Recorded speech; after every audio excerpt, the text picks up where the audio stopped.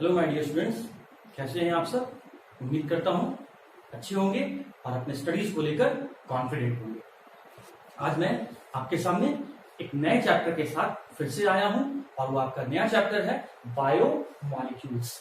अगर मैं academic point of view से बात करूं, अगर मैं आपके board examination point of view से बात करूं, तो ये जो चैप्टर है वो 3 मार्क्स का चैप्टर है और बहुत ही इंटरेस्टिंग चैप्टर है। इसमें आपको बहुत सारे बातें बायोलॉजिकल रिलेटेड होगा, बायोलॉजी सब्जेक्ट से रिलेटेड होगा। तो जो मैथ्स वाले स्टूडेंट इस वीडियो को व्यू कर रहे हैं, देख रहे हैं, आप बिल्कुल अपना कॉन्फिडेंस लूज ना करें। आप बिल्कुल मेरी बातों को ध्यान से सुने। बहुत ही इंटरेस्टिंग वे में मैं आपको इस चैप्टर को अच्छे से समराइज करवा दूंगा। समझा ही नहीं दूंगा, अच्छे से आपको याद भी करवा दूंगा। तो आइए मैं स्टार्ट करता हूं, इनिशिएट करता हूं इस चैप्टर के मीनिंग से कि आखिर बायोमॉलिक्यूल वर्ड का पहले मतलब क्या होता है। तो स्टूडेंट, ये जो बायो है, इस बायो का मतलब होता है लिविंग बींग्स। और लिविंग बींग्स का जहां तक बात है तो प्लांट, एनिमल और ह्यूमन बींग सभी को एक साथ आप लिविंग बींग्स कह सकते हैं।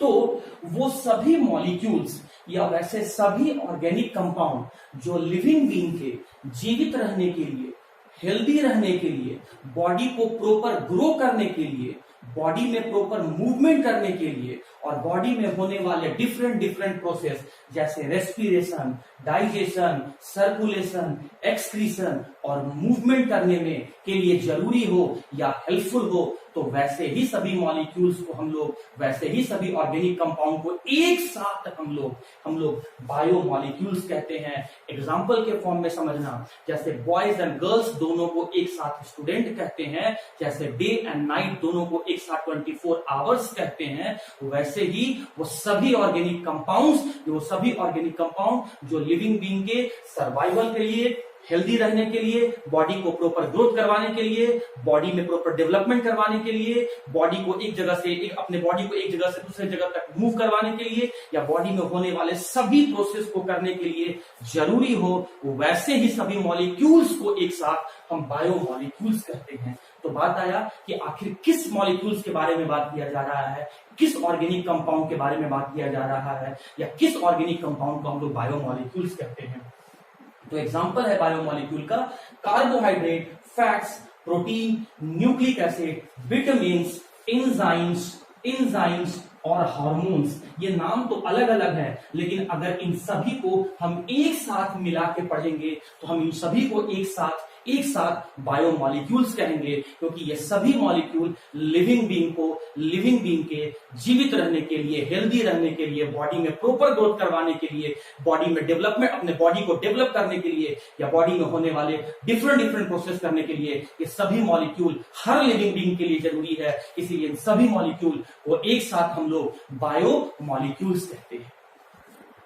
बायोमॉलिक्यूल्स को समझने के बाद स्टूडेंट, बायोमॉलिक्यूल का हम लोग पहला एग्जांपल लेने जा रहे हैं, जिसको हम लोग कहते हैं कार्बोहाइड्रेट्स। कई बार आप इस नाम को सुने होंगे और सुने क्या होंगे, अपने ब्रेकफास्ट में, लंच में, डिनर में आप कार्बोहाइड्रेट्स कंज्यूम भी करते हैं, खाते भी हैं, एंजॉय भी करते हैं।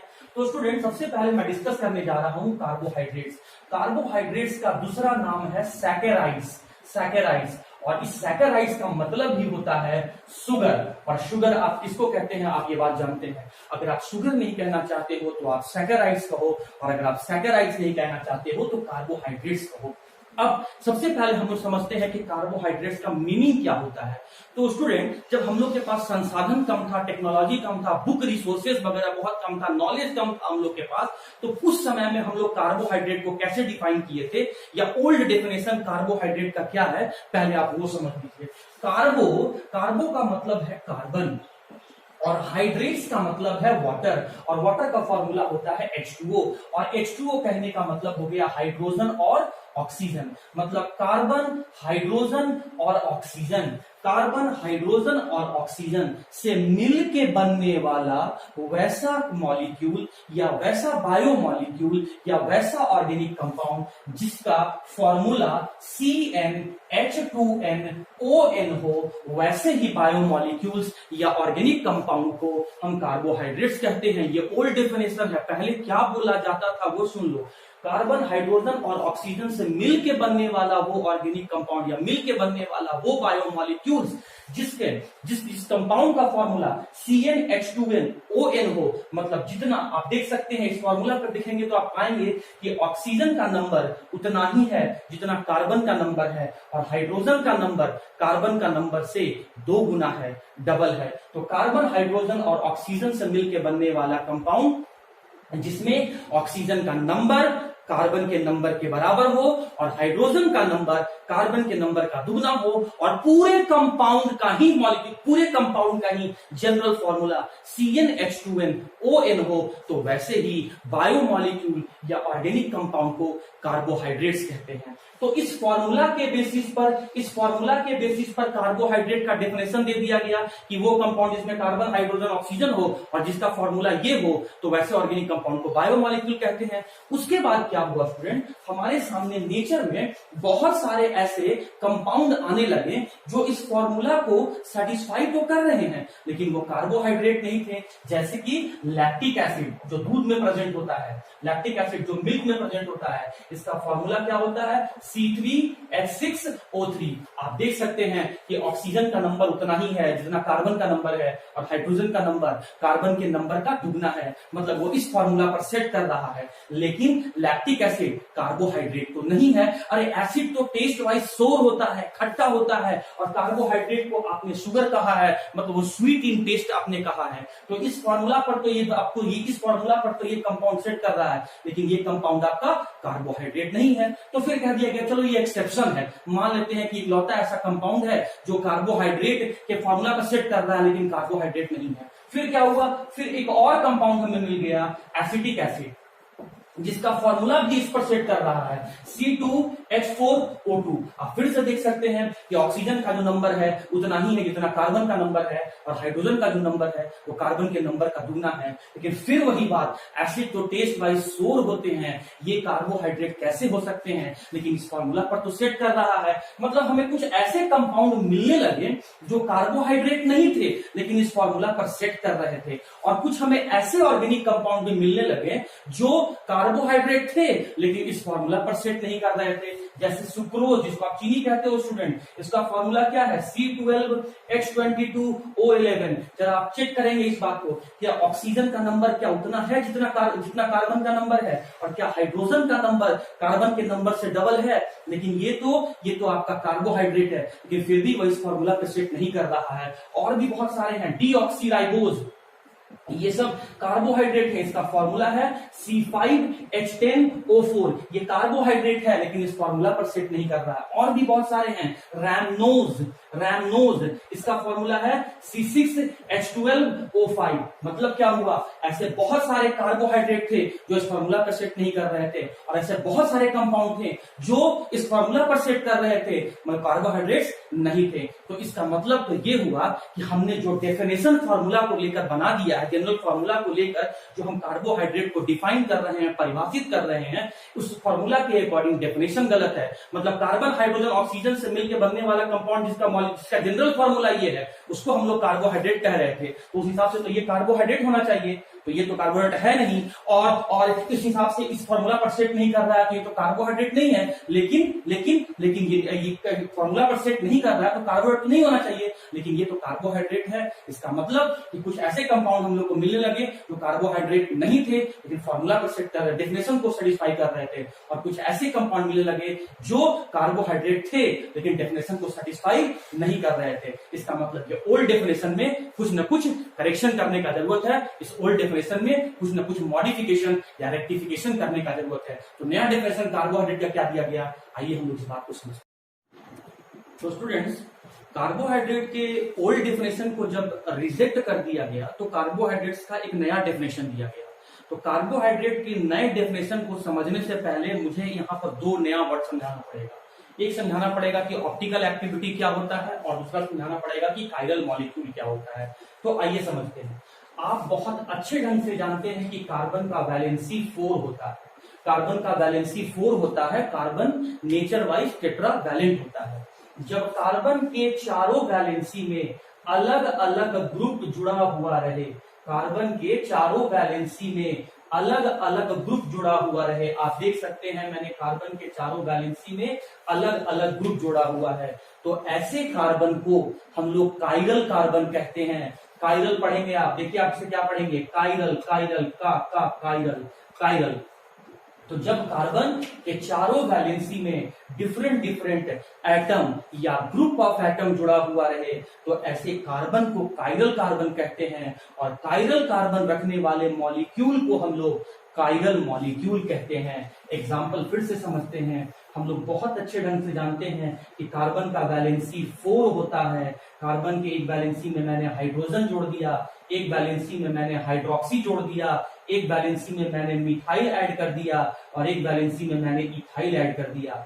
तो आप देख सकते हैं कि कार्बन के चारों वैलेंसी में अलग अलग एटम या फिर ग्रुप ऑफ एटम जुड़े हुए हैं। तो ऐसे कार्बन को हम लोग कायरल कार्बन कहते हैं और कायरल कार्बन रखने वाले मॉलिक्यूल को हम लोग कायरल मॉलिक्यूल कहते हैं। तो स्टूडेंट मैंने आपको कायरल मॉलिक्यूल समझा दिया। अब मैं समझाता हूं आपको ऑप्टिकल एक्टिविटी क्या होता है या फिर ऑप्टिकल एक्टिव सब्सटेंस क्या होता है। ऑप्टिकल एक्टिविटी क्या होता है या ऑप्टिकल एक्टिव सब्सटेंस क्या होता है।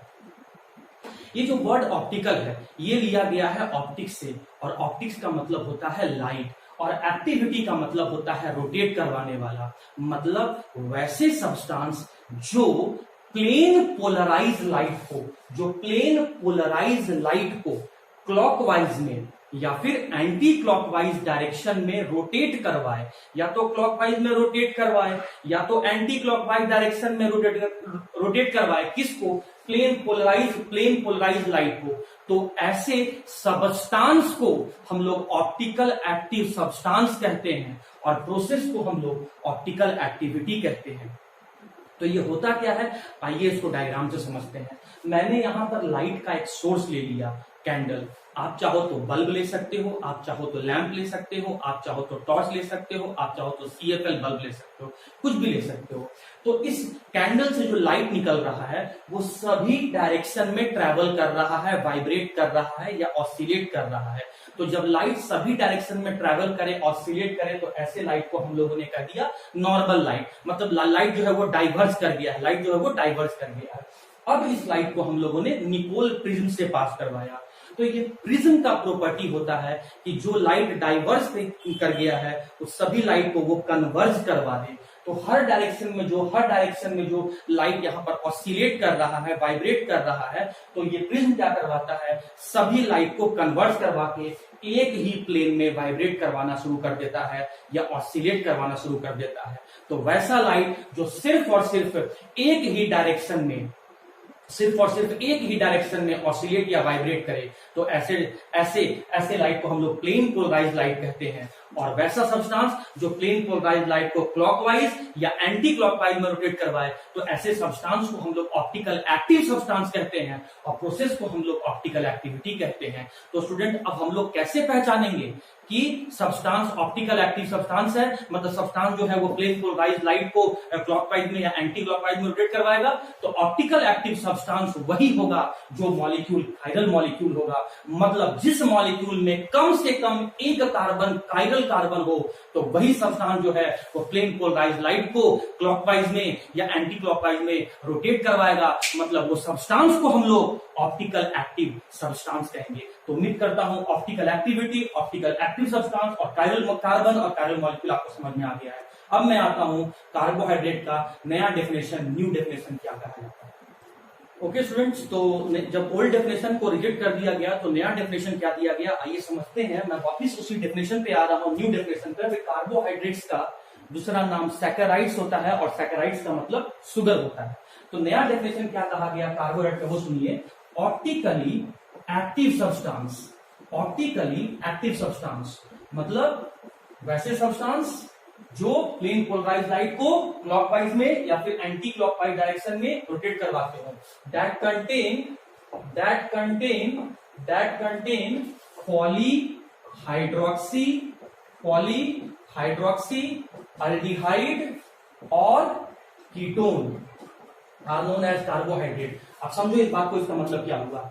वैसे ऑर्गेनिक कंपाउंड, वैसे बायोमॉलिक्यूल्स जिसमें अल्डिहाइड या फिर कीटोन प्रेजेंट हो, as the main functional group और एक से ज्यादा हाइड्रोक्सी ग्रुप प्रेजेंट हो एज द सब्स्टिट्यूएंट और सेकेंडरी फंक्शनल ग्रुप, साथ ही साथ वो सब्सटेंस प्लेन पोलराइज्ड लाइट को क्लॉकवाइज या एंटी क्लॉकवाइज डायरेक्शन में रोटेट करवाता हो, तो ऐसे सब्सटेंस को हम लोग क्या बोले, कार्बोहाइड्रेट। देखो 3 बार, एक ऐसा सब्सटेंस जिसमें मेन फंक्शनल ग्रुप के रूप में क्या हो, एल्डिहाइड चाहे कीटोन, उसके बाद एक से ज्यादा उसमें और क्या प्रेजेंट हो, हाइड्रोक्सी ग्रुप, और साथ ही साथ वो सब्सटेंस प्लेन पोलराइज्ड लाइट को रोटेट करवाने वाला हो, क्लॉकवाइज में चाहे एंटी क्लॉकवाइज में। तो ये जो तीनों कंडीशन को पूरा करता है, तो ऐसे सब्सटेंस को हम लोग क्या कहेंगे, कार्बोहाइड्रेट्स। तो स्टूडेंट मैंने यहां पर कुछ एग्जाम्पल लिखा है, हम लोग एग्जाम्पल से समझेंगे कि क्या ये एग्जाम्पल को हम लोग कार्बोहाइड्रेट कह सकते हैं कि नहीं। तो आइए पहला एग्जाम्पल में, क्या आपको एल्डिहाइड फंक्शनल ग्रुप दिख रहा है, क्या आपको यहाँ पर एक से ज्यादा हाइड्रोक्सी ग्रुप दिख रहा है, और अब चेक करेंगे इस वाले कार्बन पर, इधर लगा है हाइड्रोजन, इधर लगा है राइट साइड में हाइड्रोक्सी, ऊपर में लगा हुआ है एल्डिहाइड और नीचे में लगा हुआ है हाइड्रोक्सी मिथाइल। तो इस कार्बन पर चारों का चारों वैलेंसी में डिफरेंट डिफरेंट ग्रुप जुड़ा हुआ है। तो ये कार्बन कौन सा कार्बन हो गया, कायरल कार्बन, और कायरल कार्बन रखने वाला मॉलिक्यूल क्या कहला दिया, तो कायरल मॉलिक्यूल। अब देखो कि ये 3 कंडीशन पूरा कर रहा है कि नहीं, क्या ये मेन फंक्शनल ग्रुप के रूप में एल्डिहाइड चाहे कीटोन रखा हुआ है, हाँ पहला कंडीशन पूरा हो गया। क्या एक से ज्यादा हाइड्रोक्सी है, हाँ दूसरा कंडीशन भी पूरा हो गया।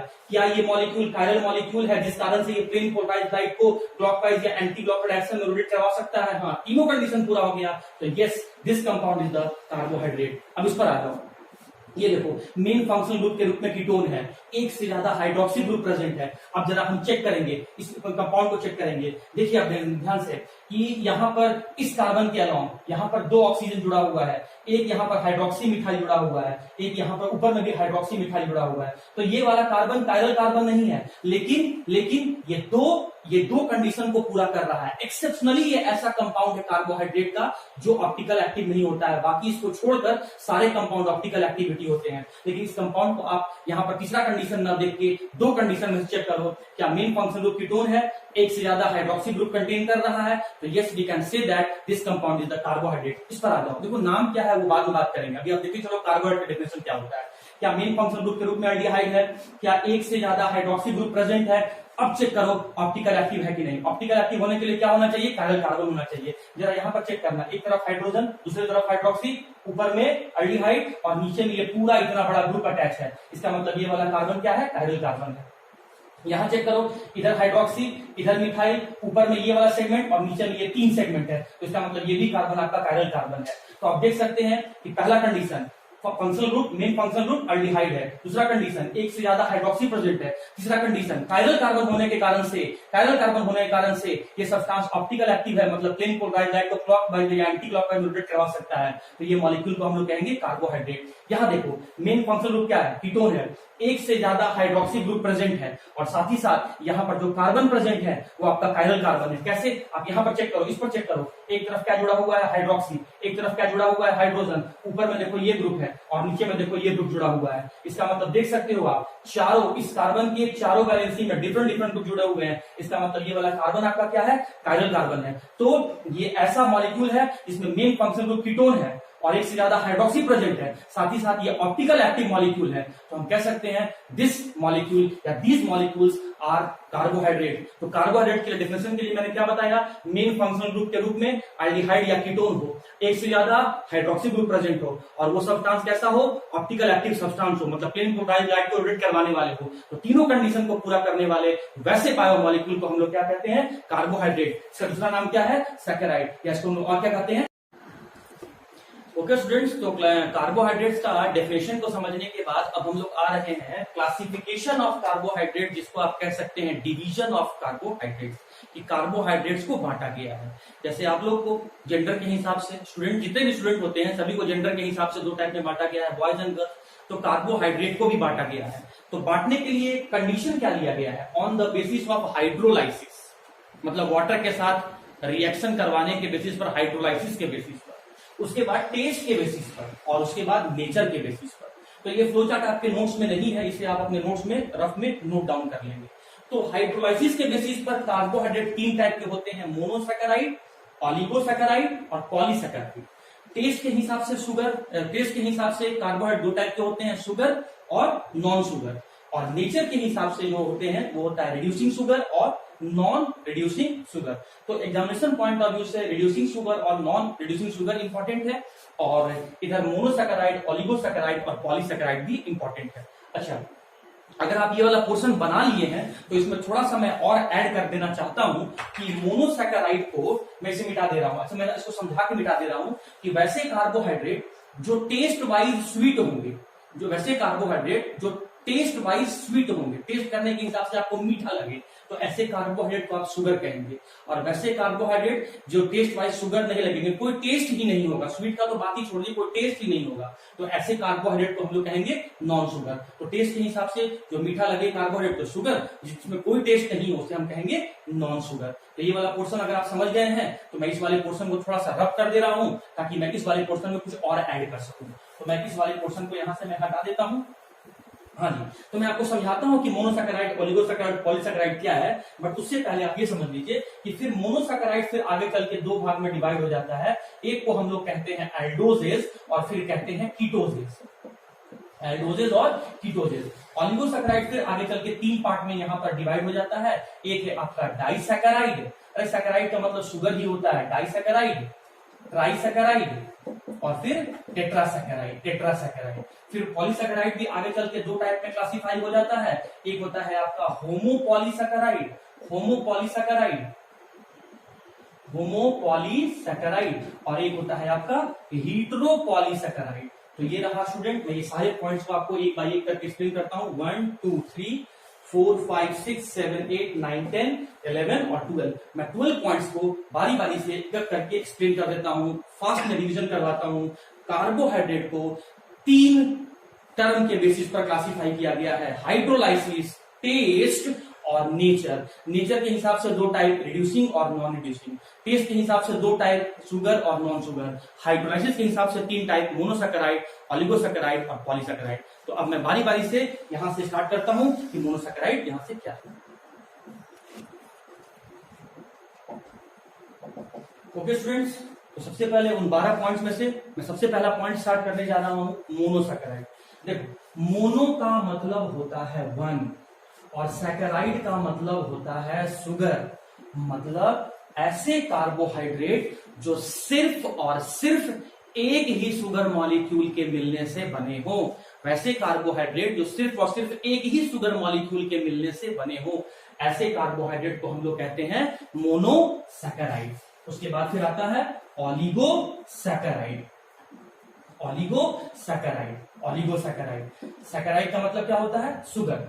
ऐसे कार्बोहाइड्रेट जो ऐसे कार्बोहाइड्रेट, ऐसे सैकेराइड या ऐसे शुगर मॉलिक्यूल, वैसे शुगर मॉलिक्यूल या वैसे कार्बोहाइड्रेट जो 2 से लेकर 10 शुगर मॉलिक्यूल के मिलने से बने हो, 2 से लेकर 10 शुगर मॉलिक्यूल के मिलने से बने हो। ये कितने शुगर मॉलिक्यूल के मिलने से बना है? ये सिर्फ एक ही शुगर मॉलिक्यूल के मिलने से बना हो तो ऐसे कार्बोहाइड्रेट को मोनोसैकेराइड।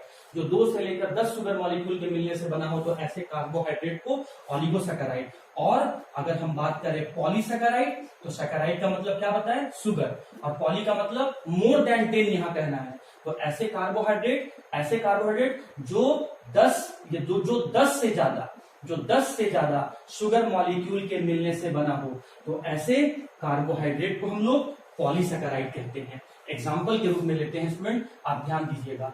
अगर हम बोले ग्लूकोज और बोल रहे हैं कि ये सिर्फ एक ही शुगर मॉलिक्यूल है, तो इसका मतलब ये सिर्फ एक ही शुगर मॉलिक्यूल है, तो ये हो गया आपका मोनोसैकेराइड। अब आप यहां पर आ जाइए, ग्लूकोज, मैं शॉर्ट में लिख रहा हूं, ग्लूकोज और फ्रुक्टोज के मिलने से बन रहा है आपका सुक्रोज। तो सुक्रोज के बारे में हमसे पूछा कि सुक्रोज मोनोसैकेराइड है, ओलिगोसैकेराइड है कि पॉलीसैकेराइड है। तो जो सुक्रोज है वो 2 शुगर मॉलिक्यूल के मिलने से बना है, और 2 शुगर मॉलिक्यूल के मिलने से बनने वाले कार्बोहाइड्रेट को हम लोग कहते हैं ओलिगोसैकेराइड। अब मैं यहां बता रहा हूं आपको 250 मतलब 250 ग्लूकोज का मॉलिक्यूल जब कंबाइन करता है तो मिलता है एक कार्बोहाइड्रेट जिसका नाम है स्टार्च। तो पूछा गया कि स्टार्च मोनोसैकेराइड है, ओलिगोसैकेराइड है कि पॉलीसैकेराइड है। सिंस ये मोर देन 10 ग्लूकोज मॉलिक्यूल के मिलने से बन रहा है और इसीलिए स्टार्च जो है वो आपका पॉलीसैकेराइड है। मैं फिर से एग्जांपल समझाता हूं स्टूडेंट। अगर हम कहते हैं कि ये सिर्फ और सिर्फ एक ही शुगर मॉलिक्यूल है, तो इसका मतलब ये एक ऐसा कार्बोहाइड्रेट है जो सिर्फ एक ही शुगर मॉलिक्यूल के मिलने से बना है, तो इसे हम कहेंगे मोनोसैकेराइड। और एग्जांपल के रूप में समझाता हूं। अगर मैं कह रहा हूं लैक्टोज के बारे में कि ग्लूकोज और गैलेक्टोज के मिलने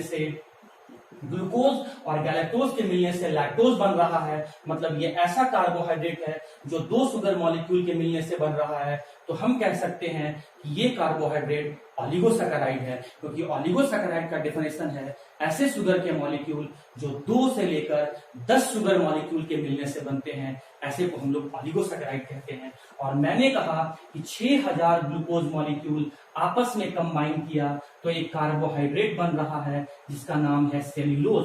तो बताएं सेल्यूलोज मोनोसैकेराइड है, ऑलिगोसैकेराइड है या पॉलीसैकेराइड है? तो सिंस सेल्यूलोज 10 से ज्यादा मोनोसैकेराइड, 10 से ज्यादा शुगर मॉलिक्यूल के मिलने से बन रहा है, इसीलिए सेल्यूलोज जो है वो आपका पॉलीसैकेराइड का एग्जांपल है। अब मैं उल्टा इसी बात को समझाता हूं स्टूडेंट।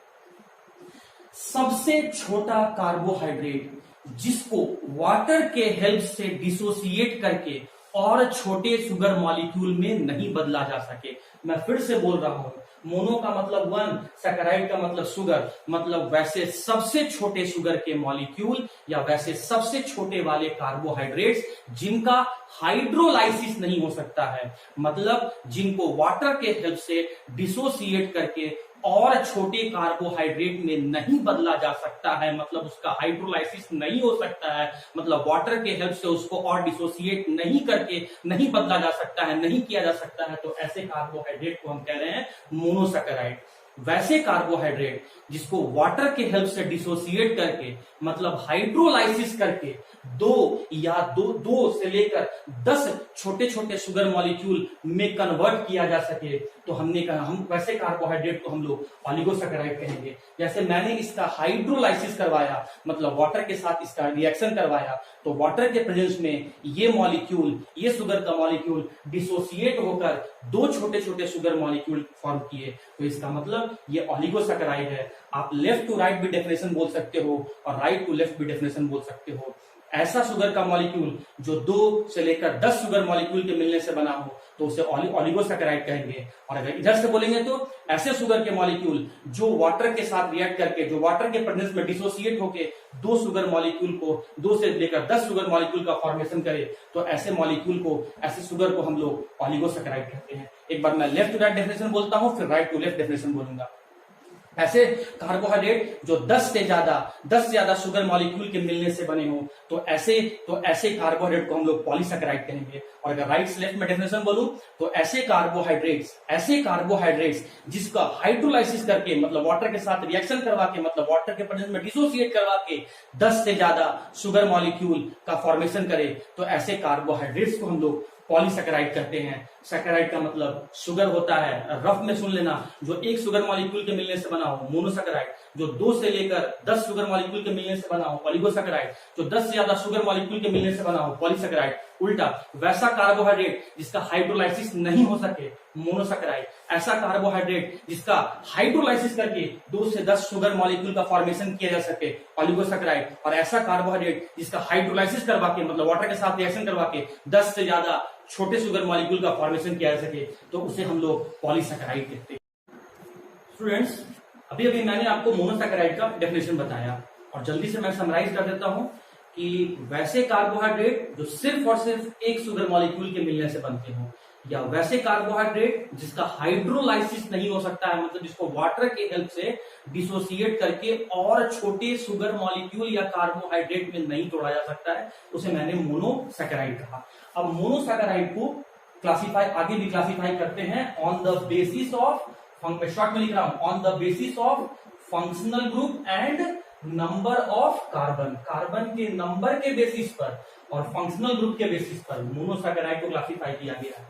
अगर मोनोसैकेराइड में फंक्शनल ग्रुप एल्डिहाइड हो, तो ऐसे मोनोसैकेराइड को हम लोग एल्डोजेस कहते हैं। और अगर मोनोसैकेराइड में फंक्शनल ग्रुप कीटोन हो, तो ऐसे मोनोसैकेराइड को हम लोग कीटोजेस कहते हैं।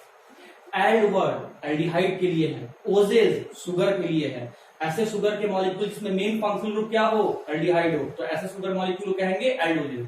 कीट कीट कीट कीट का मतलब कीट वर्ड लिया गया है कीटोन के लिए, और ओजेस का मतलब होता है शुगर। ऐसे शुगर के मॉलिक्यूल जिसमें मेन फंक्शनल ग्रुप क्या हो, कीटोन हो, उसे क्या बोला गया, कीटोजेस। अब एल्डोजेस को आगे डिवाइड किया गया है on the basis of number of carbon. तो मैं थोड़ा सा इसको यहां से हटा दे रहा हूं क्योंकि मैं सिर्फ अभी आपको एल्डोजेस ही समझाऊंगा। तो चलो देखो, एल्डोजेस 3 कार्बन का भी हो सकता है, 4 कार्बन का भी हो सकता है, 5 कार्बन का भी हो सकता है और 6 कार्बन का भी हो सकता है।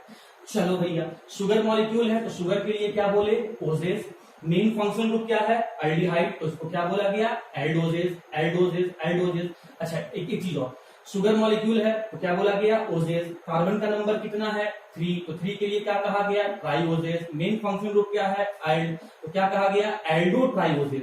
मतलब ऐसे शुगर के मॉलिक्यूल जिसमें 3 कार्बन हो और मेन फंक्शनल ग्रुप एल्डिहाइड हो, उसे हम कहेंगे एल्डो ट्राइओजेस। फिर से आ जाओ, शुगर मॉलिक्यूल है तो क्या बोलेंगे, ओजेस। कार्बन का नंबर कितना है, 4, तो क्या बोलेंगे, टेट्रोजेस टेट्रोजेस टेट्रा टेट्रा टेट्रा, एक को हमने हटा दिया, टेट्रोजेस। और मेन फंक्शनल ग्रुप क्या है, एल्डिहाइड, तो क्या नाम हो गया इसका पूरा, एल्डो टेट्रोजेस। फिर से आ जाओ, 5 कार्बन के लिए शुगर मॉलिक्यूल है, शुगर के लिए क्या बोलेंगे, ओजेस। 5 कार्बन के लिए क्या बोलेंगे, पेंटा। और पेंटा का ए हट गया, क्यों ए हट गया, क्योंकि ए और ओ दो वोवेल है, दो वोवेल एक साथ कभी नहीं आएंगे। पेंटोजेस, 5 कार्बन के लिए पेंट, शुगर के लिए ओजेस। मेन फंक्शनल ग्रुप क्या है, एल्डिहाइड, तो क्या नाम उसका हो गया, एल्डो पेंटोजेस। शुगर मॉलिक्यूल है, शुगर मॉलिक्यूल के लिए क्या कहा गया, ओजेस। 6 कार्बन के लिए क्या कहा गया, हेक्सा। हेक्सा लिखा तो ए वोवेल है, ओ वोवेल है, ए हट गया, तो फिर क्या बचा, हेक्स। और एल्डिहाइड फंक्शनल ग्रुप क्या बोलेंगे इसको, एल्डो हेक्सोजेस। अब आ जाओ, ये था तुम्हारा नेम, ये था आपने नेम बताया, ये था आपका नंबर ऑफ कार्बन। अपने कॉपी में बना लेना, ये नहीं बना हुआ होगा, सुन लो। अब आ जाओ इसका जनरल फॉर्मूला। जनरल फॉर्मूला तो स्टूडेंट आपको मैं पहले बता चुका हूं कि कार्बोहाइड्रेट का जनरल फॉर्मूला होता है CnH2nOn। मतलब ऑक्सीजन का नंबर कितना होगा, जितना कार्बन का नंबर होगा, और हाइड्रोजन का नंबर कितना होगा, कार्बन के नंबर का दुगना। और कौन कौन एलिमेंट प्रेजेंट होगा, कार्बन, हाइड्रोजन, ऑक्सीजन। तो अगर मैं एल्डो ट्राइओजेस का जनरल फॉर्मूला लिखूं, तो मुझे पता है कि भाई कार्बन, हाइड्रोजन और ऑक्सीजन होगा।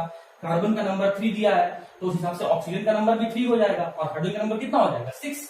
अच्छा, फिर से अगर मैं इस एल्डो टेट्रोजेस का फॉर्मूला लिखूं तो क्या क्या लिखूंगा, अगर ये कार्बोहाइड्रेट है तो कार्बन, हाइड्रोजन और ऑक्सीजन तो होगा ही होगा, और 4 कार्बन है तो C4, और कार्बन का नंबर 4 है तो हाइड्रोजन का नंबर कितना हो जाएगा, इसके अकॉर्डिंग 8 हो जाएगा, और ऑक्सीजन का नंबर कितना हो जाएगा, 4 हो जाएगा। अच्छा, कार्बन, अगर इसका मैं फॉर्मूला लिखने जा रहा हूं तो कार्बन, हाइड्रोजन, ऑक्सीजन तो होगा ही होगा। कार्बन का नंबर कितना है, 5, हाइड्रोजन का नंबर कितना हो जाएगा, 10, ऑक्सीजन का नंबर कितना हो जाएगा, 5।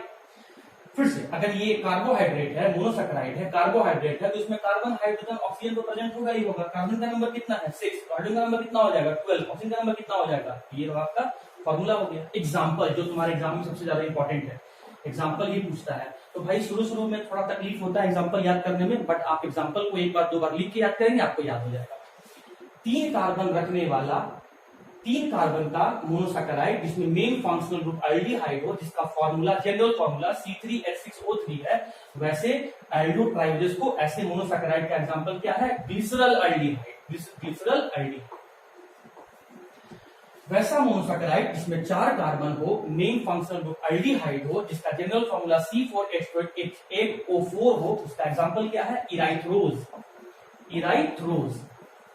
ऐसा मोनोसैकेराइड जिसमें 5 कार्बन है, मेन फंक्शनल ग्रुप एल्डिहाइड है, जिसका जनरल फॉर्मूला C5H10O5 है, उसका आपका एग्जांपल क्या हो जाएगा, राइबोज और जाइलोज, जाइलोज जाइलोज जाइलोज। वैसा मोनोसैकेराइड जिसमें 6 कार्बन हो, मेन फंक्शनल ग्रुप एल्डिहाइड हो, इसको एल्डोहेक्सोज कहते हो, जिसका जनरल फॉर्मूला C6H12O6 है, उसका एग्जांपल क्या हो जाएगा, ग्लूकोज और गैलेक्टोज। तो देख सकते हैं स्टूडेंट कि मैंने मोनोसैकेराइड को कार्बन के बेसिस पर और एल्डिहाइड और कीटोन जैसे फंक्शनल ग्रुप के बेसिस पर, मतलब फंक्शनल ग्रुप और नंबर ऑफ कार्बन के बेसिस पर मैंने मोनोसैकेराइड को डिवाइड कर दिया। तो मैं सारा एल्डोजेस को यहां लिख दिया हूं, अब मैं इसी बात को कीटोजेस के लिए आपको समझ।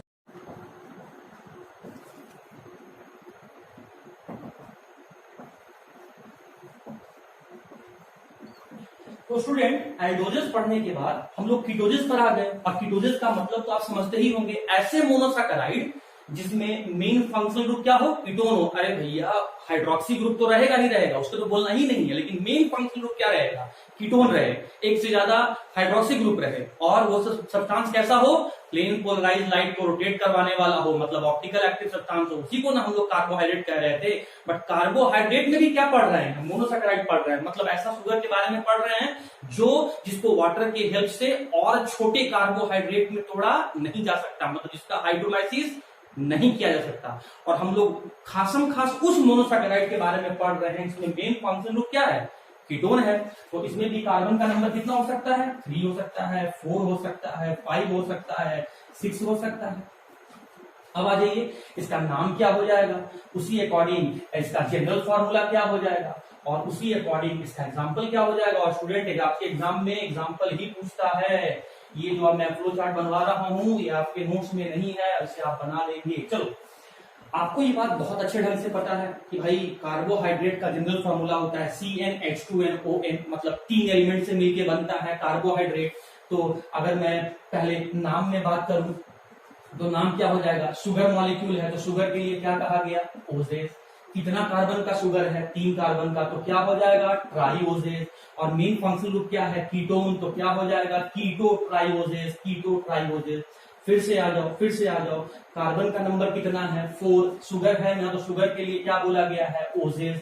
कितना कार्बन है, 4 के लिए क्या कहा गया, टेट्रा। ए क्या हो गया, ए को हटा दिया, क्यों हटा दिया, क्योंकि ए भी वॉवेल है और ओ भी वॉवेल है, 2 वॉवेल एक साथ नहीं लिख सकते, तो टेट्रोजेस। और उसमें मेन फंक्शनल ग्रुप क्या है, कीटोन है, तो कीटोन के लिए क्या लिखा, कीटो, पूरा वर्ड क्या बन गया, कीटो टेट्रोजेस। फिर से आ जाओ, शुगर मॉलिक्यूल पढ़ रहे हो तो क्या लिखोगे नाम में, ओजेस। कितने कार्बन का शुगर को पढ़ रहे हो, 5 कार्बन का, 5 कार्बन के लिए क्या बोलोगे, पेंटा। पेंटा का ए नहीं लिखोगे, क्यों नहीं लिखोगे, क्योंकि वॉवेल है, 2 वॉवेल एक साथ नहीं आता है, इसलिए अगर ओ लिखे हो तो ए को हटना पड़ेगा, पेंटोजेस। और मेन फंक्शन क्या है, कीटोन है, तो क्या हो जाएगा, कीटो पेंटोजेस। फिर से आ जाओ, शुगर मॉलिक्यूल के लिए क्या लिखोगे, ओजेस। 6 के लिए नंबर ऑफ कार्बन 6 रहता है, तो क्या पढ़े हो, हेक्सा। हेक्सा में तुम क्या लिखोगे, हेक्स। एक को छोड़ रहे हो क्योंकि वो वॉवेल है, 2 वॉवेल एक साथ नहीं लिखना है, इसलिए हेक्स लिखा गया है, हेक्सोजेस हो गया। मेन फंक्शन क्या है, कीटोन है, तो क्या लिखोगे, कीटो, पूरा नाम क्या हो गया, कीटो हेक्सोजेस।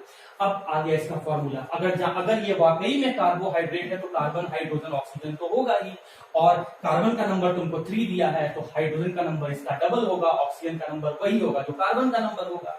अगर ये कार्बोहाइड्रेट और 3 एलिमेंट जरूर होगा, कार्बन हाइड्रोजन ऑक्सीजन। अगर कार्बन का नंबर 4 है तो हाइड्रोजन का नंबर 8 होगा, ऑक्सीजन का नंबर 4 होगा। अगर ये वाकई में कीटो पेंटोजेस कार्बोहाइड्रेट है तो कार्बन हाइड्रोजन ऑक्सीजन तो होगा ही होगा। कार्बन का नंबर 5 दे दिया तो हाइड्रोजन का नंबर हो जाएगा आपका 10, ऑक्सीजन का नंबर हो जाएगा आपका 5, क्योंकि ऑक्सीजन का नंबर कार्बन के नंबर के बराबर ही होगा। अगर ये कार्बोहाइड्रेट है तो भाई कार्बन हाइड्रोजन और ऑक्सीजन तो होगा ही होगा। कार्बन का नंबर 6 हो गया तो हाइड्रोजन का नंबर 12 हो जाएगा और ऑक्सीजन का नंबर कार्बन के बराबर होगा, तो 6 हो जाएगा। अब आ जाओ स्टूडेंट इसका एग्जाम्पल।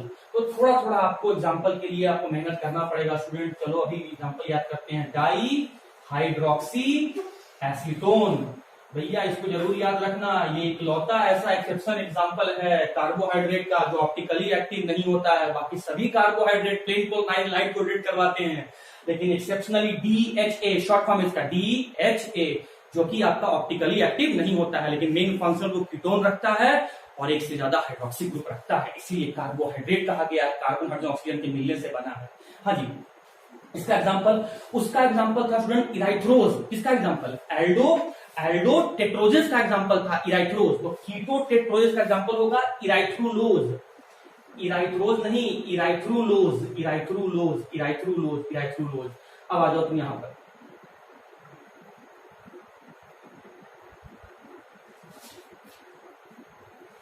यह 5 था, मैं 5 लिख देता हूं यहाँ पे। हाँ जी, रुकावट के लिखे थे। अच्छा चलिए, तो आप कीटो पेंटोजेस का एग्जांपल देखने जा रहे हैं। तो स्टूडेंट उसमें किसमें, एल्डो पेंटोजेस में क्या एग्जांपल था, राइबोज।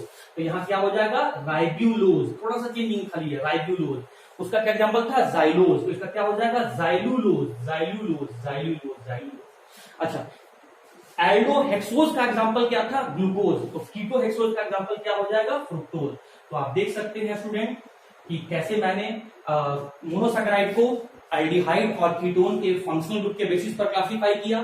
फिर कीटोज को भी मैंने कीटोजेस को भी मैंने कार्बन के बेसिस पर क्लासिफाई किया, उसका नाम लिखना सिखाया आपको, उसका जनरल फॉर्मूला आपको बताया और उसका एग्जांपल बताया। और एग्जामिनेशन पॉइंट ऑफ व्यू से एग्जांपल ही पूछता है, जैसे इसके पहले वाले साल में पूछा था कि what is the example of the aldohexose, answer क्या जाएगा स्टूडेंट? ग्लूकोज। तो उम्मीद करता हूं आपको ये एल्डोजेस, ग्लूकोज, एल्डोजेस, कीटोजेस, मोनोसैकेराइड। ओके स्टूडेंट्स, तो मोनोसैकेराइड के डेफिनेशन के बाद मैंने आपको एल्डोजेस, कीटोजेस बता दिया, मॉलिक्यूलर फार्मूला बता दिया, नाम लिखना बता दिया, एग्जांपल बता दिया। तो अब थोड़ा सा यहाँ पर कॉम्पिटिटिव पॉइंट ऑफ व्यू से लिखे गए एग्जांपल का मैं थोड़ा स्ट्रक्चर बता देता हूँ। ये कोई जरूरी नहीं है, लेकिन जो student competitive point of view से पढ़ रहे हैं तो अपने नॉलेज को बढ़ाने के लिए वो आप स्ट्रक्चर का लिखने का क्या क्या तरीका होता है, स्ट्रक्चर कैसे बनाना है, वो मैं आपको हिंट कर देता हूँ, वो मैं आपको सिखा देता हूँ।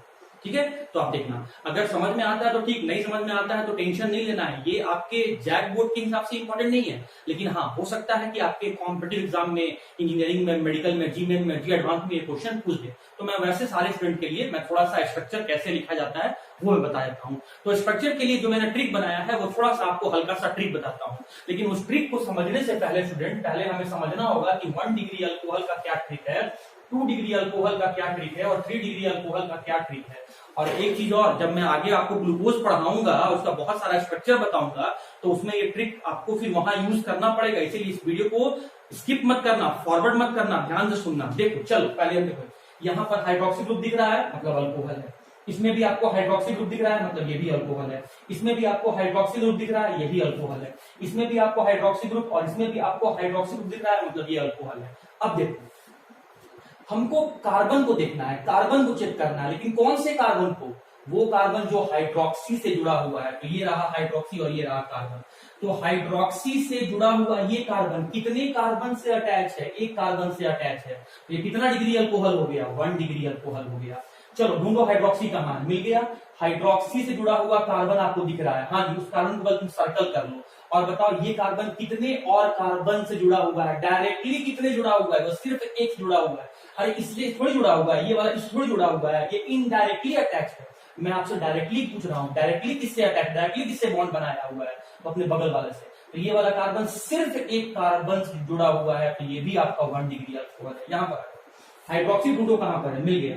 उससे जुड़ा हुआ कार्बन देखो कहां पर है? मिल गया। अब ये कार्बन कितने और कार्बन से डायरेक्टली अटैच है? 2 कार्बन से। तो कितना डिग्री अल्कोहल हो गया? 2 डिग्री अल्कोहल हो गया। इस पर आ जाओ, ढूंढो कहां गया? हाइड्रोक्सी। मिल गया। हाइड्रोक्सी से जुड़ा हुआ कार्बन के पास जाओ, मिल गया। और वो कार्बन डायरेक्टली कितने कार्बन से अटैच है? 2 कार्बन से। कितना डिग्री अल्कोहल हो गया? 2 डिग्री। फिर से आ जाओ, इसमें ढूंढो कि हाइड्रोक्सी कहां है? मिल गया। हाइड्रोक्सी से जुड़ा हुआ कार्बन के पास जाओ, ये रहा कार्बन। ये कार्बन कितने और कार्बन से अटैच है? तो लेफ्ट में है, बॉटम में है, राइट में है। तो 3 कार्बन से। कितना डिग्री अल्कोहल हो गया? 3 डिग्री अल्कोहल। अब समझो स्टूडेंट, अगर 1 डिग्री अल्कोहल है तो उसमें क्या प्रेजेंट है? CH2OH। 1 डिग्री अल्कोहल है तो क्या प्रेजेंट है? CH2OH। तो हम लोग आज के बाद याद रखेंगे डायरेक्टली कि अगर CH2OH हमें दिख गया, अगर CH2OH हमें दिख गया तो तुरंत समझ जाना कि 1 डिग्री अल्कोहल है। चलो अब यहां पर आ जाओ, 2 डिग्री अल्कोहल में क्या दिख रहा है? CHOH। 2 डिग्री अल्कोहल में क्या दिख रहा है? CHOH। तो आज के बाद समझना, है बहुत इंपॉर्टेंट ट्रिक दे रहे हैं आपको स्ट्रक्चर बनाने के लिए। अगर CHOH प्रेजेंट है तो समझ जाना 2 डिग्री अल्कोहल है, या फिर 2 डिग्री अल्कोहल आपका CHOH वहां प्रेजेंट होगा। अब इसमें देख लीजिए 3 डिग्री अल्कोहल है तो इसमें क्या दिख रहा है? COH। तो स्टूडेंट कुछ नहीं है, कार्बन और हाइड्रोक्सी तो हर जगह प्रेजेंट है, बस हाइड्रोजन का अंतर है। 1 डिग्री अल्कोहल में 2 हाइड्रोजन, 2 डिग्री अल्कोहल में 1 हाइड्रोजन, 3 डिग्री अल्कोहल में 1 भी हाइड्रोजन नहीं। आप कैसे याद रखोगे? CH2OH रहे 1 डिग्री अल्कोहल, CHOH रहे 2 डिग्री अल्कोहल, और सिर्फ COH रहे तो आपका ये 3 डिग्री अल्कोहल। तो ये ट्रिक आप समझ में आ गया। अब मैं यहां से आपको स्ट्रक्चर बनाना सिखाऊंगा। तो स्टूडेंट, मैं पहले एल्डोज वाला एग्जांपल ले रहा हूँ। Aldo triose, aldo tetrose, aldo pentose, aldo hexose. तो आप यहाँ पर देख रहे हैं ट्राई लिखा आपने, तो नंबर ऑफ कार्बन कितना लिया? 3। तो हाइड्रोजन कितना हो गया? 6। ऑक्सीजन कितना हो गया? 3। टेट्रा बोला तो नंबर ऑफ कार्बन कितना हो गया? 4। कार्बन 4। तो हाइड्रोजन कितना हो गया? 8। ऑक्सीजन कितना हो गया? 4। आपने पेंटोज बोला तो नंबर ऑफ कार्बन कितना हो गया? 5। हाइड्रोजन कितना हो गया? 10। ऑक्सीजन कितना हो गया? 5। आपने हेक्सोज बोला नंबर ऑफ कार्बन कितना हो गया? 6। हाइड्रोजन कितना हो जाएगा? 12। ऑक्सीजन कितना हो जाएगा? 6। अब आ जाओ इसका एक एग्जांपल। इसका एग्जांपल क्या है आपका? Glycerol aldehyde. ठीक है, एग्जांपल आप याद कर लेना, आप देखो स्ट्रक्चर पे गौर करना। इसका एग्जांपल क्या था स्टूडेंट? इराइथ्रोज। इराइथ्रोज। इसका एग्जांपल क्या था? Ribose, ribose. और इसका एग्जांपल क्या था आपका? जो ग्लूकोज। अब मुझे ये 4 स्ट्रक्चर आपको बनाना सिखाना है और एग्जामिनेशन पॉइंट ऑफ व्यू से तो भैया ग्लूकोज वेरी वेरी इंपॉर्टेंट है, बट फिर भी मैं जल्दी में एक बार आपको इसका स्ट्रक्चर बताता हूँ। अच्छा, जब आप इन दोनों को ट्राइबोजेस और टेट्रोजेस का फॉर्मूला को कंपैरिजन करोगे स्टूडेंट, तो देखो क्या दिख रहा है, नंबर ऑफ कार्बन कितना बढ़ रहा है? 1, नंबर ऑफ हाइड्रोजन कितना बढ़ जा रहा है? 2, और नंबर ऑफ ऑक्सीजन कितना बढ़ रहा है? O, मतलब CH2O। फिर इसमें से टेट्रोजेस को पेंटोजेस के साथ कंपैरिजन करो तो तुमको क्या दिख रहा है? नंबर ऑफ कार्बन कितना बढ़ रहा है? 1, हाइड्रोजन में कितने का डिफरेंस है? 2, ऑक्सीजन में कितने का डिफरेंस है? 1। अच्छा, पेंटोज को हेक्सोज के साथ कंपैरिजन करो, कार्बन कितना बढ़ जा रहा है? 1, हाइड्रोजन कितना बढ़ रहा है? 2, ऑक्सीजन कितना बढ़ रहा है? 1। मतलब ट्राइओजेस का टेट्रोजेस से या टेट्रोजेस का पेंटोजेस से या पेंटोजेस का हेक्सोजेस से जाने पर मुझे एक कार्बन, 2 हाइड्रोजन और 1 ऑक्सीजन का डिफरेंस दिख रहा है। तो तुम इसको 3 भाग में बांट लो, लेफ्ट मिडिल और राइट। 3 भाग में पहले तुम बांट लेना, ट्रिक को समझना मेरा, लेफ्ट मिडिल और राइट को बांट लेना। सेंट्रल एलिमेंट कौन है भैया इसमें? कार्बन, तो मिडिल में कार्बन को रख देना। अब हाइड्रोजन और ऑक्सीजन बच गया, तो अब कैसे करना है? एक हाइड्रोजन को आपको लेफ्ट में रखना है और राइट में जो बच गया जाके उसको रख दो। तो राइट में क्या बच गया? एक ऑक्सीजन और एक हाइड्रोजन। मैं फिर से बोल रहा हूं, अरे मेरे भाई, एक का स्ट्रक्चर समझ लो, बाकी सबका स्ट्रक्चर उसी एक से बन जाएगा। कैसे? एक से दूसरे पर जाने पर, ट्राइबोज से टेट्रोज पर जाने पर या टेट्रोज से पेंटोज पर जाने पर, पेंटोज का हेक्सोज में जाने पर कितने मॉलिक्यूलर जनरल फॉर्मूला में कितने का डिफरेंस आ रहा है? CH2O का डिफरेंस आ रहा है, मतलब एक कार्बन, 2 हाइड्रोजन और 1 ऑक्सीजन का डिफरेंस आ रहा है। तो इसको तुम ऐसे करके बांट लो, लेफ्ट में, मिडिल में, राइट में। सेंट्रल एलिमेंट कौन? कार्बन, तो उसको मिडिल में रखना। अब क्या बच गया? हाइड्रोजन और ऑक्सीजन। हाइड्रोजन को किधर रखना? लेफ्ट में रखना, लेफ्ट में रखना, लेफ्ट में रख दिया। अब क्या क्या बच गया? उसको उठा के राइट में रख दो, तो ये हो गया आपका हाइड्रोक्सी। मतलब 3 भाग में बांट दिए हैं, लेफ्ट में हाइड्रोजन, मिडिल में कार्बन और राइट में हाइड्रोक्सी। अब इस हिसाब से मैं यहाँ पर आपको स्ट्रक्चर बनाना शुरू कर रहा हूं। चलो, मैं स्टार्ट किया यहाँ पर ग्लिसरॉल एल्डिहाइड से, ग्लिसरॉल एल्डिहाइड। तो देखो भैया, functional group, main functional group क्या है? एल्डिहाइड। तो एल्डिहाइड मैंने यहाँ पर लिख दिया। 3 कार्बन है, तो अब 3 कार्बन में से आपने 1 कार्बन यूज कर लिया, बचा आपका 2 कार्बन। और जो मैंने आपको यहाँ पर ट्रिक सिखाया था, कैसे रखना है? 1 कार्बन आप यहां रख दो, ठीक है? या फिर आप इसको ऐसे समझ लो, 3 कार्बन अरेंज करना है स्टूडेंट, तो एक को तो आपने एल्डिहाइड बना दिया, दूसरे को मिडिल में रख दो और तीसरे को आप 1 डिग्री अल्कोहल बना दो। और 1 डिग्री अल्कोहल के लिए मैंने आपको सिखाया था CH2OH। मतलब आपने क्या किया? 3 कार्बन से एक को एल्डिहाइड बना दिया टॉप में, और जो दूसरा था आपका उसको बॉटम में ले जाकर 1 डिग्री अल्कोहल बना दिया। फिर वो ट्रिक यहाँ पर पुट कर दो, तो तीसरा कार्बन मिडिल में गया, लेफ्ट में क्या रखा था? हाइड्रोजन, और राइट में क्या रखा था? हाइड्रोक्सी। अब देख लो इसको मैं सेट कर रहा है कि नहीं। ये रहा आपका 3 कार्बन, हाइड्रोजन कितना है? 6, यहाँ 1 2 3 2 5 और 1 6। ऑक्सीजन कितना है? 3, 1 2 और 3। तो रफ में आप इसको ऐसे समझ सकते हो, एक एल्डिहाइड, एक 1 डिग्री अल्कोहल, और फिर बीच में क्या हो जाएगा? CH2O, CH2O, हाइड्रोजन, कार्बन और हाइड्रोक्सी। अच्छा, इसमें यहां से तुम जब यहां जा रहे हो तो डिफरेंस कितने का आएगा? CH2O का डिफरेंस आएगा, ये डिफरेंस आएगा। पहले क्या रखोगे? मेन फंक्शनल क्या दिख रहा है? एल्डिहाइड, तो एल्डिहाइड को ऊपर रखोगे। हेड किसका बनाओगे? एल्डिहाइड का। टेल किसका बनाओगे? 1 डिग्री अल्कोहल का। सही है? अब आ जाओ, अब बाकी जो बेड वाला पोर्शन है या बाकी जो मिडिल वाला पोर्शन है वो किससे बनाओगे? 2 डिग्री अल्कोहल से बनाओगे, 2 डिग्री अल्कोहल से बनाओगे। 2 डिग्री अल्कोहल से कैसे? क्या 2 डिग्री अल्कोहल को क्या लिखते थे? CHOH। देखो मैं यहाँ लिख रहा हूँ, 1 डिग्री अल्कोहल को क्या लिखते थे? CH2OH। 2 डिग्री अल्कोहल को क्या लिखते थे? CHOH। ठीक है भैया, तो इराइथ्रोज का स्ट्रक्चर में हम जा रहे हैं। हेड किसका बना दिए? एल्डिहाइड का। टेल किसका बना दिए? 1 डिग्री अल्कोहल का। अब 2 कार्बन हो गया, और कितना कार्बन बच रहा है? 2 कार्बन बच रहा है, तो दोनों कार्बन को 2 डिग्री अल्कोहल बना दो, मतलब CHOH लिख दिए। तो भैया CHOH लिख दिए, CHOH लिख दिए और इसको जोड़ दिए, ये बन गया हम लोग का इराइथ्रोज का। इसमें भी वही काम करना है। ग्लिसरॉल एल्डिहाइड में पहले बनाना हेड किसका? मेन फंक्शनल ग्रुप एल्डिहाइड का। फिर बनाना टेल किसका? हाइड्रोक्सी का, मतलब सब्स्टिट्यूएंट का, मतलब सेकेंडरी फंक्शनल ग्रुप का। कितना डिग्री अल्कोहल? 1 degree alcohol. और मिडिल पोर्शन किससे बना देना? मिडिल पोर्शन बना देना 2 डिग्री अल्कोहल से। चलो यहाँ पे आते हैं, राइबोज में हम आते हैं, राइबोज में आते हैं। एल्डिहाइड है ना, तो हेड किसका बनाओगे? एल्डिहाइड का बना दिए। टेल किसका बनाओगे? 1 डिग्री अल्कोहल का बना दिए। हेड और टेल के बाद क्या बचा? बॉडी। और बॉडी, बॉडी किसका बनाना है 2 डिग्री अल्कोहल का। कितना कार्बन था 5 कार्बन था, कितना यूज कर लिया 2 यूज कर लिया, बचा कितना 3। तो बॉडी में कितना कार्बन आएगा 3, 1 2 और 3। कैसे ने बताया था 2 डिग्री अल्कोहल CHOH।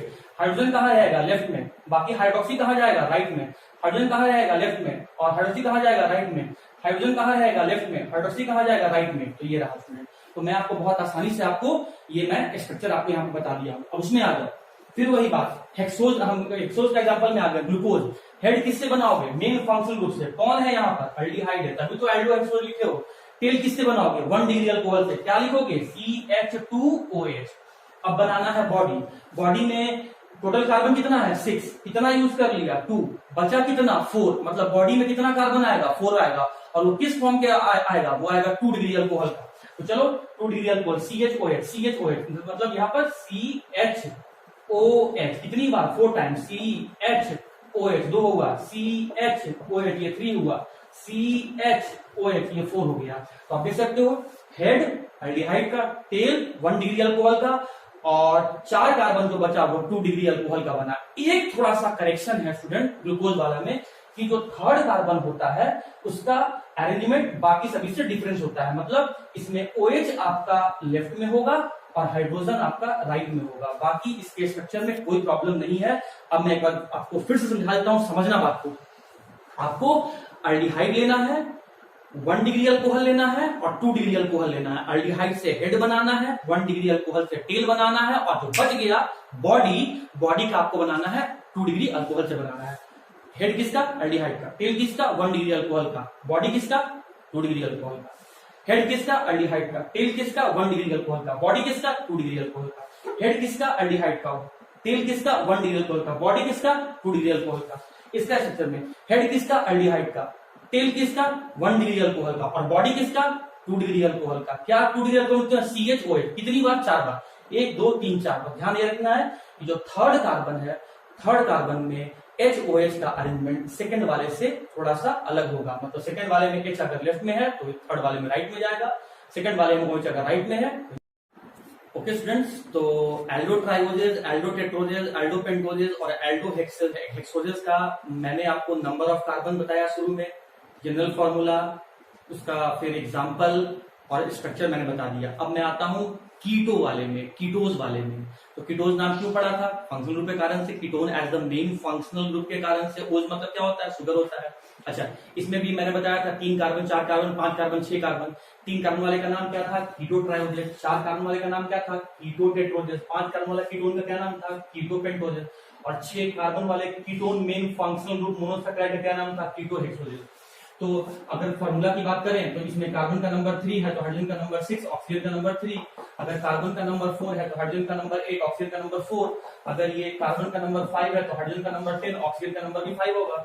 और अगर यहाँ कार्बन का नंबर 6 है तो हाइड्रोजन का नंबर 12, ऑक्सीजन का नंबर 6 होगा। अगर आप देखोगे स्टूडेंट तो देखो, ध्यान से देखो, यहाँ पर कितने कार्बन का डिफरेंस आ रहा है, 1 कार्बन का। कितने हाइड्रोजन का डिफरेंस आ रहा है, 2 हाइड्रोजन का। कितने ऑक्सीजन का डिफरेंस आ रहा है, 1 ऑक्सीजन का। फिर यहां से यहां देखो कितने कार्बन का डिफरेंस आ रहा है, 1 कार्बन। कितने हाइड्रोजन का डिफरेंस आ रहा है, 2 हाइड्रोजन। और कितने ऑक्सीजन का डिफरेंस आ रहा है, 1 ऑक्सीजन। मतलब आगे भी देखोगे तो आपको CH2O का डिफरेंस आएगा, 1 कार्बन 2 हाइड्रोजन और 1 ऑक्सीजन का।